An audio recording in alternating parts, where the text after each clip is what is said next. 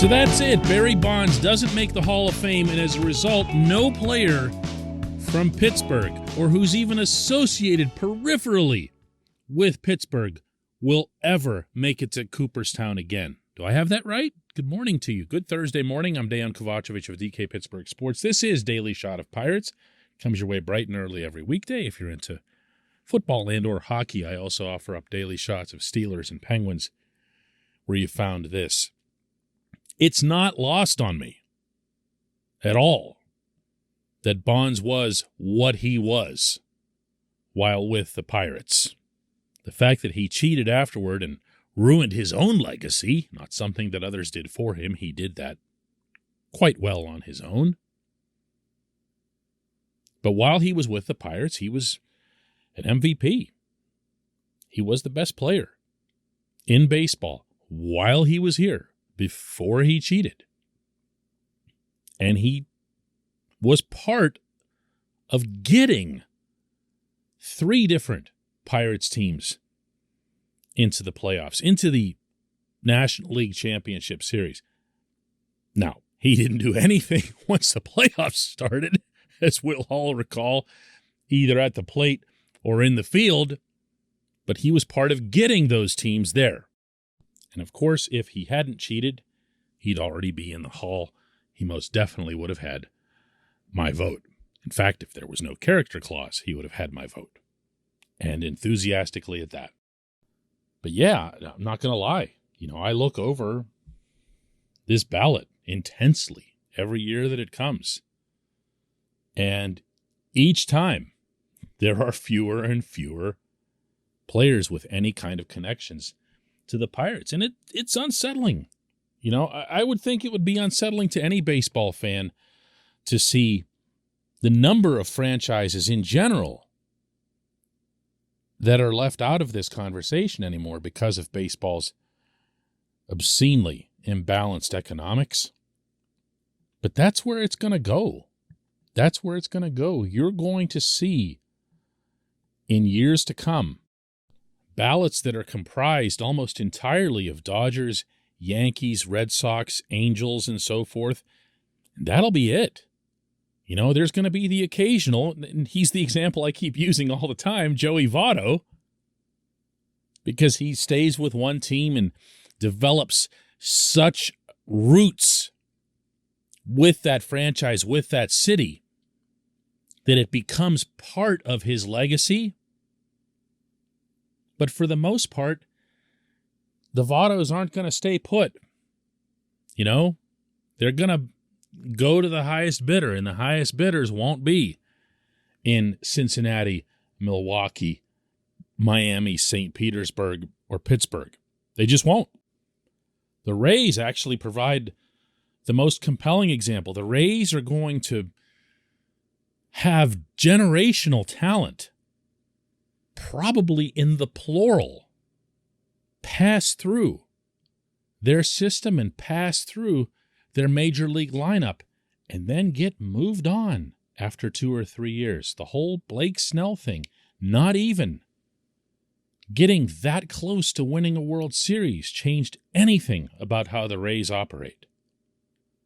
So when that player does eventually make it into Cooperstown, whoever that might be, they're going to do so wearing somebody else's cap. They're going to do so wearing the cap of the team that paid them all the freaking money. That's just human nature. This portion of Daily Shot of Pirates is brought to you by our friends at North Shore Tavern. That's directly across Federal Street from PNC Park. It's home of Steak on a Stone, an eating experience, underscoring the word experience. The steak is brought to you partially cooked on an 800-degree stone, and you do the rest. It's a ton of fun, it's a great meal, and it's a baseball atmosphere like no other in Pittsburgh. North Shore Tavern, right across Federal Street from PNC Park. So who is it? Who might it be? You can look at the current roster and laugh off the concept entirely, except that Brian Reynolds is a really, really good baseball player who so far has exceeded almost all expectations, including, by the way, that of the people who acquired him, meaning Neil Huntington and staff. It's not like they knew. I mean, I'm not knocking that. I mean, that's a really, really good trade, okay? Even if it's one that just falls from the sky on your head, it's a really, really good trade. There's no way that they knew that Reynolds could be all this. And all he's done is just knock down doubts every step of the way, including maybe most prominently in 2021. Bouncing back from that bizarre down year, and you can't really even call it a year, 2 months of the pandemic-shortened 2020 season. Reynolds is still young enough, dynamic enough, that he could make an impact like that. Brian Hayes is another you could throw into that category as well. And understand, please, when I'm mentioning these names, I'm not suggesting they're future Hall of Famers. We're talking about people who would have the possibilities someday down the road if they achieve astronomical levels of play. So don't misinterpret this, all right? But Brian Hayes starts off with a really good foundation. He's here young. He's an extraordinary defender who at times, meaning pre-wrist issue, looked extraordinary at the plate. If he can put it together and he builds some kind of legacy on his own, maybe you're looking at someone like that. But here's my asterisk that I'll attach to both of these guys. This might not be a fair criteria to consider when it comes to Hall of Fame voting. I'm a voter for anybody who doesn't know. But when I see a player like a Todd Helton spend his entire career in one city the way Helton did in Denver, there's a little something extra in that for me. Maybe there shouldn't be, and believe me, it doesn't crack my top 10 when it comes to criteria, but it's there. It's there. My thinking is that if you've done that, you've stayed with one franchise for so long, then it shows that they value you at a certain level. They value what you mean, not just to their team and to their lineup, but again, going back to the Votto example, to the community, to the fans.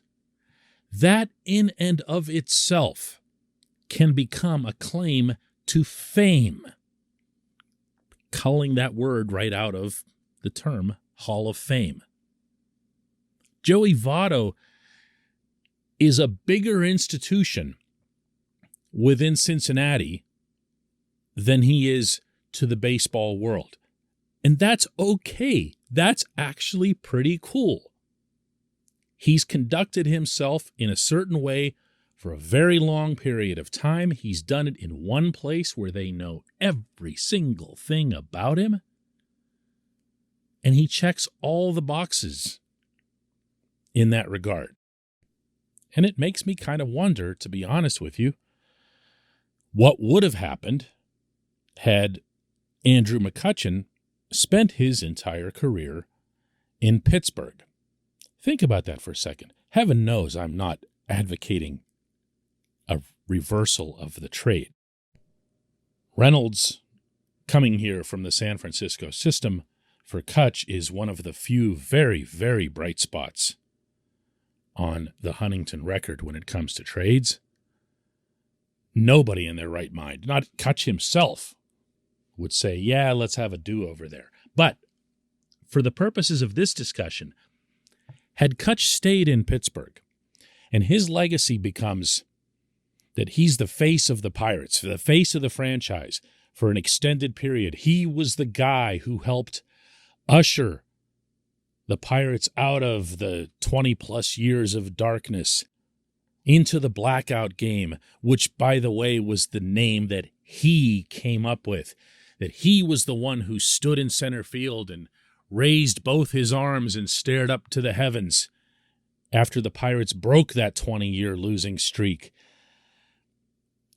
then the legacy becomes a little bit different. Now he becomes Joey Votto. Now he becomes Mr. Pirate, Mr. Pittsburgh, in addition to everything else that he has meant, and by the way, continues to mean to the community here at large with all the good work that he and Maria and family do here. Now it's different. Now we're talking statue. Now we're talking about recognition that goes above and beyond. Do you follow what I'm saying here? I think that if you're going to see a Pirate again in the Hall of Fame, it's going to have to be someone who becomes a Pirate for life. And yes, I'm also aware of how unrealistic that is as well. When we come back, just one question.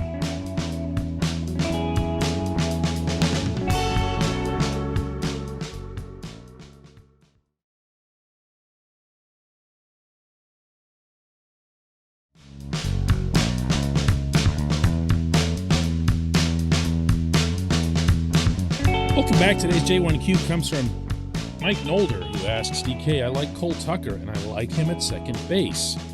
Does that hold water? Mike, it doesn't matter where you put Cole Tucker. He's got to hit. I can't make this point strongly enough or often enough. Tucker is impossible to dislike. We all like Cole Tucker, and we all liked or had to like what he did in September, even though it was September ball, even though it came after 5 months of same old, same old. It looked like he had figured something out. Maybe he did, maybe he didn't. Maybe he's finally found a way to plant those feet more firmly, drive with the lower body, instead of just using his upper body to swing around like a broken bobblehead. And he's put some oomph into his at-bats.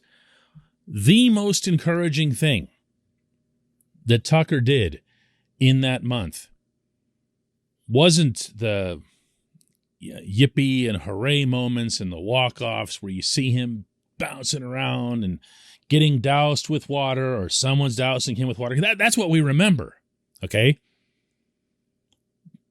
And the same goes for the results. We can look at his batting average, OBP, and other stuff, but his exit velocity was way higher than it had been. This is someone who was doing nothing other than squibbing the ball into the infield. Now, all of a sudden, he showed up and he was spraying the ball with authority, banging it off fences, a couple times over the fence. I felt like I didn't even know who this guy was at times. That's what matters. If you can get his bat to play the way it did in September, and I believe that's a tall ask based on broader precedent, dude, you can just pick his position. You know, can he play second base? Sure, he can play second base. Can he play short? Yeah, he can play short. I think O'Neal Cruz is going to play short. If Cruz is at short and Tucker is at second, you've got some people that are kind of left out of the mix. Notice I'm not even mentioning Kevin Newman, because I believe Newman's going to end up being traded before the season by a team that could use someone who's defensively responsible, and maybe they feel like they can get something more out of his bat than what he's shown over the last couple of seasons. But you'd still have Hoy Park, Michael Chavis, can make an argument for Rodolfo Castro at some point. You'd have other options. You'd still have something of a competition. But if it's O'Neal Cruz and Cole Tucker, no, that's not a crazy thing to bring up. It's just not. You know, but he has to do it with the bat. Whatever it was that he finally locked in that last month of last season, he's got to keep bringing it. And I'm not telling you anything he wouldn't tell you himself. I appreciate the question.